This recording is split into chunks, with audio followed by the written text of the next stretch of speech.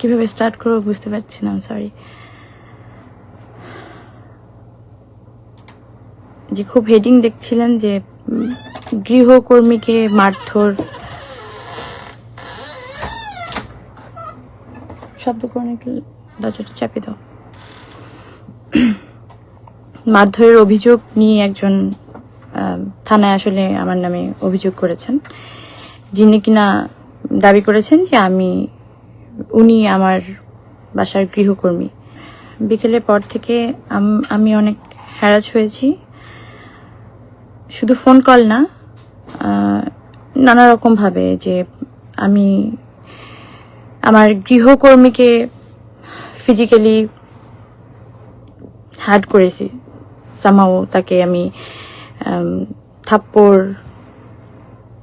থাপ্পড়ই তো নাকি অন্য কিছু বলছে। বিগত জীবনযাপন আমার যদি আপনারা একটু নজর দেন তাহলে বুঝতে পারবেন যে আমি আমার কোনো আত্মীয় স্বজন নিয়ে আমার লাইফ লিড না। আমি এত চেয়েছি যে ইমোশনাল হব না, তো আমার পুরো পরিবারটাই হচ্ছে আমার স্টাফদেরকে নিয়ে, এবং বারবার আমি স্টাফদেরকে নিয়ে সমস্ত অকেশনে, স্পেশাল অকেশনে আমি সবসময় ওনাদেরকে নিয়ে লেখালেখি করতাম, বা আমার ভালোবাসা দিবস বলেন বা মাদার্স ডে, ফাদার্স ডে, যাই বলেন না কেন, আমি কিন্তু ওনাদেরকে নিয়েই লিখতাম, কারণ ওনারাই আমার পরিবার, ওনাদেরকে নিয়েই আমি থাকি। সেখানে একজন আমার গৃহকর্মী ধরেন এক মাস হয়ওনি, সে যদি আমার গৃহকর্মী দাবি করে, ঠিক আছে, তার দিক থেকে করতেই পারে, কিন্তু আমি বলবো সে আমার গৃহকর্মী না। আচ্ছা, এইগুলো তো আসলে অনেক পরে আসবে, আমি তার অভিযোগ, সেটাতে আমি আসলে মতামত দেব অথবা না দেব। যেহেতু একটা কমপ্লেন করা হয়েছে থানার মাধ্যমে, তো সেটা তো আইনি প্রক্রিয়া চলে গেছে, সেটা তো আইনি প্রক্রিয়ার মাধ্যমেই সমাধান হওয়াটা খুব বেশি, একটুখানি আমাকে ওয়েট করতে পারতাম না? যারা মিডিয়া কর্মী ছিলাম, তারা যে মেন্টাল টর্চারটা আমাকে আজকে দিল, যেভাবে ফলো করে ওই নিউজটা করা হলো, যেভাবে প্রত্যেকটা তার ইন্টারভিউ করা হলো, তার মানে কি এটা আমরা কি প্রিভিলেজ দিচ্ছি না আমরা মিডিয়া কর্মী হয়ে, যে কেউ যার বিরুদ্ধে যেভাবে সাধারণ জিডি করলেই সাথে সাথে এটা জাস্টিফাই হয়ে যাবে? আপনারা কথা বললে আসলে কিন্তু এটা জাস্টিফাই হয়ে যায়, আপনারা যেভাবে কথা বলেন, মানে যেভাবে কথা বলেছেন আজকে সারা দিন। ইভেন আমি এই লাইফটাতে কখনোই এভাবে হয়তো আসতাম না।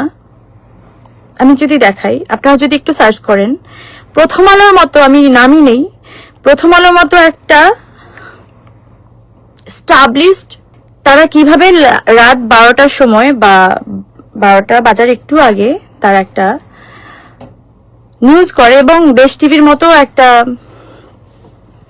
এত বড় প্রমিনেন্ট একটা নিউজ চ্যানেল, তারা ওই মেয়ের ভয়েস সহকারে একটা নিউজ করে, এবং সেটা পুরো বাংলাদেশ দেখে, এবং আপনারা সবাই আমাকে চেনেন। তাতে কতটুকু আমি ছোট হয়েছি বা বড় হয়েছি তা না, আমি যদি অন্যায় করি ডেফিনেটলি আমার শাস্তি পাওয়া উচিত, আমি পাবো, আমি শাস্তি পাওয়ার ওই জায়গাটা রাখি। কিন্তু একটা সাধারণ ডায়েরি থেকে কিভাবে আপনি একটা অভিযোগ করতেই পারেন, যে কেউ একটা অভিযোগ করতেই পারে, সেটা প্রমাণিত হওয়ার আগে আপনি কাউকে দোষী সাব্যস্ত করতে পারেন। কিন্তু যেভাবে আজকে পুরো মিডিয়া আমাকে দোষী সাব্যস্ত করে আমার দিকে আঙুল তুলে যেভাবে নিউজ করেছে, আপনারা একটু যদি খেয়াল করেন, আমি একটু আগে আমার বড় ছেলেকে ঘুম পাড়াচ্ছিলাম, 1 ঘন্টা আগে নিউজ, পরিমণির বিরুদ্ধে গৃহকর্মী নির্যাতনের অভিযোগ, যা বলেছে পুলিশ,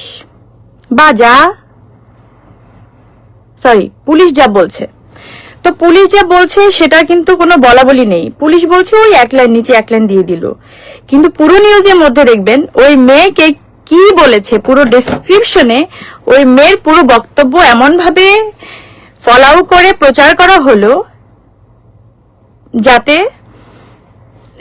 যেমন ভাবে আমি একদম দোষী সাব্যস্ত হয়েই গেছি। তো এই মিডিয়া ট্রায়াল কবে বন্ধ হবে বা কেন হচ্ছে? আমি যখন জেলে গেলাম, যখন আমাকে একটা মিথ্যা অভিযোগে আমাকে অ্যারেস্ট করা হলো, তখনও যেভাবে 1 মাস ধরে 7 দিন রিমান্ড আর 20 দিন জেল, তো রিমান্ডের কথা বাদই দিলাম, সেটা কি হচ্ছে আপনারা সবাই জানেন। এই 27 দিন ধরে অন্য কোনো নিউজের কি কোনো বালাই ছিল? অন্য কোনো নিউজের কোনো কাটতি ছিল না, শুধু আমার এই নিউজটা। আজকে পরিমণি কি খেলেন, কোথায় ঘুমালেন, কম্বল দেওয়া হলো কিনা, তাকে কোন থালায় খাবার দেওয়া হলো, মানে এত নোংরা ভাবে নিউজগুলো ফলো করা হচ্ছিল যাতে সাধারণ আমজনতা, সাধারণ পাবলিকের মধ্যে একটা ইন্টারেস্ট ফিল হয় যে আচ্ছা কি করছে একটু দেখি, এটা নাটকীয় ব্যাপার। তো এটা আসলে তো ধরেন এটা তো আমার লাইফ, নিজের লাইফ, তো একটা লাইফ তো আসলে নাটক হতে পারে না, একটা সিনেমা হতে পারে না, একটা রিলের জীবনযাপন হতে পারে না। তো আমি তো 10টা মানুষের মতো একটা মানুষ। তো যেটা আইনি প্রক্রিয়ায় উনি এখনো কিন্তু আমি এই এতক্ষণ ধরে লাইভ করলাম, এখন অব্দি কিন্তু কোনো অভিযোগের বিরুদ্ধে কোনো কথা বলিনি যে এটা উনি রং বলেছেন, এটা রাইট বলেছেন, আমি কিন্তু কিছুই বলিনি, এখন অব্দি বলিনি।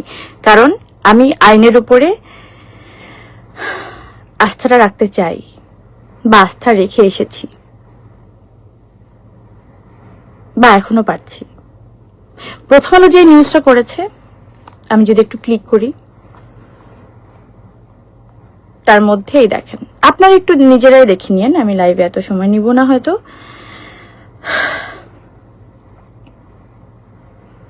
তার মধ্যে পুরোটাই ওই মেয়ের বক্তব্য,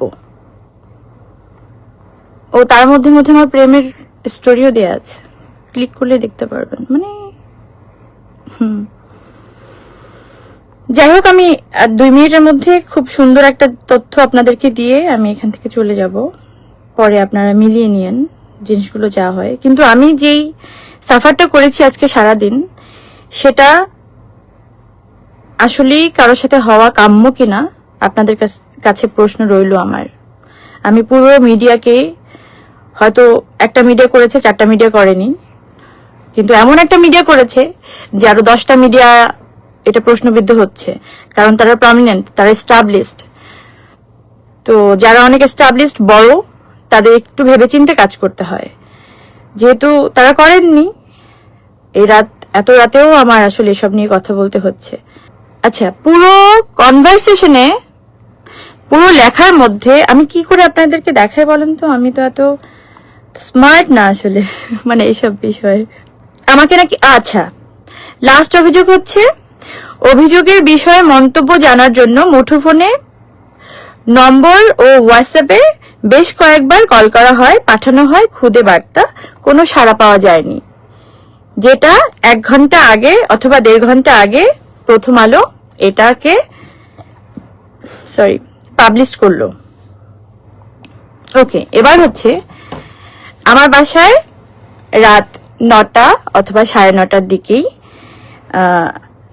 আমি যে থানার আন্ডারে থাকি ওই থানার পুলিশ যারা কর্মরত আছেন তারা কিন্তু সবাই আমার বাসায় এসেছেন, মানে যাদের এই দায়িত্বটা ছিল, এবং তারা তাদের দায়িত্বটা পালন করেছেন। সবাইকে জিজ্ঞাসাবাদ, আমাকে জিজ্ঞাসাবাদ খুব সুন্দর করেই তারা করেছেন।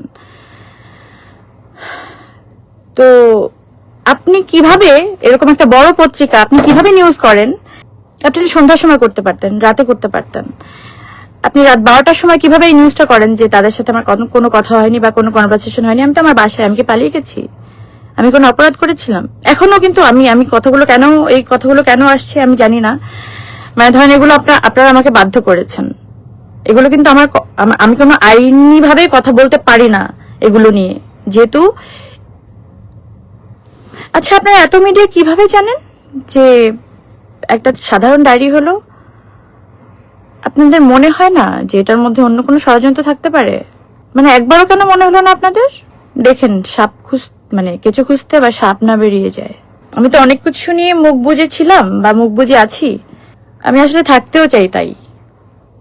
আমার 2টা বাচ্চা, আমার এই ফ্যামিলি, আমার এই সুখ শান্তি, আমার কাজ, আমার জীবনযাপন, এই নিয়েই থাকতে চাই। কিন্তু দেখেন, আমার বাসায় তো 9 বছর ধরে একজন কাজ করে। আমার যে ড্রাইভার, উনি 4 বছর ধরে আমার বাসায় কাজ করে, তার আগের ড্রাইভার ছিল 5 বছর, তো 4.5 বছর। তো এরকম বহুত মানুষ আমার বাসায় বছরের পর বছর কাজ করে, কই তারা তো কোনো অভিযোগ করলো না। এই একটা মেয়ে কেন এই 1 মাসের মধ্যে এসে এত অভিযোগ করলো? 1 মাসও হয়নি। আর যাকে কিনা আমি অ্যালাউ করেছি কিনা, আমার কোনো মন্তব্য আপনারা কি আসলেই পেয়েছেন? বা আমি দিতে চেয়েছিলাম, বা আমি দিয়েছি, সেটাও কি ফলো করে প্রচার করেছেন? করেননি। তো এগুলো অফ করেন, এগুলো করেন না। আমি কি এখনই সব প্রমাণ দিয়ে দিব? তাহলে আইনের কি কাজ? আমি তো আইনের উপরে অনেক আস্থাশীল। আমি জানি না এই মেয়েটা কেন এরকম করলো। আমার এখনো মনে হয় ওর চোখের দিকে তাকিয়ে যদি বলি, মানে তুমি আমার সাথে মানে তুমি এটা করলা, তো আমি ওর দিক থেকে যদি ভাবি ও আমাদের কিভাবে তাকাবে আমি জানি না। আমি আসলেই জানি না। এত ভালোবাসার ফল যদি এটা হয়, তাহলে এই ভালোবাসা কেউ কাউকে না বাসুক। আমি সবাইকে বলতে চাই, আমার হাতে সব প্রমাণ আছে, কিন্তু এখন আমি দিতে চাচ্ছি না। কেন জানেন? বিশ্বাস করেন, আমি সত্যি আইনের উপর শ্রদ্ধাশীল।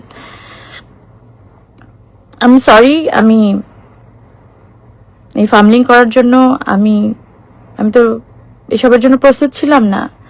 আমি এই পরিস্থিতি মোকাবেলা করতে হবে বলে আমি একদম আমি রেডি ছিলাম না। এত মিডিয়া ট্রায়াল বন্ধ করে দেন। জনগণ কিন্তু আস্ত একটা মিডিয়া, প্রত্যেকটা জনগণ আস্ত একটা মিডিয়া। যদি সে সলিড হয়, সঠিক হয়, সত্যি হয়, এসবে স্টাম্প মারা মিডিয়ার দরকার হয় না। এগুলো করেন না, এগুলো সুন্দর দেখায় না। আপনারা হবেন সাপোর্টিভ, এগুলো কি করেন আপনারা? একতরফা এগুলো করেন না। করলে সব দিক থেকে করেন, প্রমাণের জন্য ওয়েট করেন। আমার বাসার নিচে এসে ওয়েট করতে হবে কেন? আমি আপনাদেরকে নক দিব। ওই মেয়ে, আমি আপনাদেরকে কয়বার নক দিছি? ওই মেয়ে যে এতবার নক দিছে, এত মানুষদেরকে কিভাবে হায়ার করলো? আপনাদের নাম্বার কিভাবে পেল? নাকি আপনাদেরই গরজ? নাকি হাতে এস লেখা বলে আপনাদেরকে একটু বলদ ফলদ বলেছিলাম বলে আপনাদের গায়ে লাগলো? তো বলদের প্রমাণ দিয়ে দিচ্ছেন। আপনারা আসলেই বলদ, সলিড বলদ। আপনারা আপনারা গোবর, আপনারা পিচাস। আপনারা আইনের ঊর্ধ্বে যেতে চান, আপনারা মনুষ্যত্বের ঊর্ধ্বে যেতে চান, আপনারা জীবনের ঊর্ধ্বে যেতে চান, আপনারা সংসার, জীবন সবকিছুর ঊর্ধ্বে যেতে চান। হিসাব কিন্তু একদিন দিতে হবে আপনাদের। হ্যাঁ, মিলাই নিয়েন ভাই, পাইচা থাকতে মিলাই নিয়েন। আর কালকে কি কি প্রমাণ চান না? প্রমাণ দিয়ে দিব না আজকে, না আজকে দিব না, আজকে সম্ভব না, পসিবল না। আমি তো কমিটেড পারসন, আমি তো আইনের উপরে শ্রদ্ধাশীল। আমি তো দেখতে চাই। আর আপনাদের এসব মিডিয়ার ফালতু দৌড় বন্ধ করেন। দিন শেষে তো আপনারা মানুষ হয়ে যান, তো মানুষ হিসেবে চিন্তা করেন।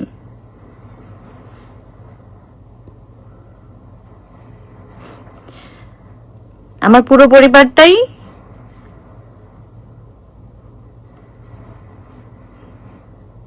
পরিবার যদি কিছু বোঝায়, তাহলে আমার স্টাফরা, যারা কিনা 5-7 বছর ধরে আমার বাসায় কাজ করে না, আমাকে আগলায় রাখে, আমাকে ভালোবাসে, আমাকে বাঁচায় রাখে ভাই, আমাকে খাবার দেয়, আমাকে কাজে পাঠায়, আমার ডিপ্রেশনে, আমার দুঃখে সবকিছু তোরা পাশে থাকে। তো যাকে স্টাফ বলবেন, গৃহকর্মী বলবেন, বা জীবনের ওই মানুষটাকে বলবেন, ওই মানুষটা হিসেবে প্রাধান্য দিবেন, তাকে একটু হিসাব করে বলেন, দিন হিসাব করে বলেন। এত সহজ না কেউ কারো জীবনে এসে কারো জীবন নিয়ে নেয়া। ভালো থাকেন। দেখা হবে খুব তাড়াতাড়ি, যদি বেঁচে থাকি। আর বেঁচে থাকতে হবে। দোয়া করেন আমার জন্য। Thank you so much.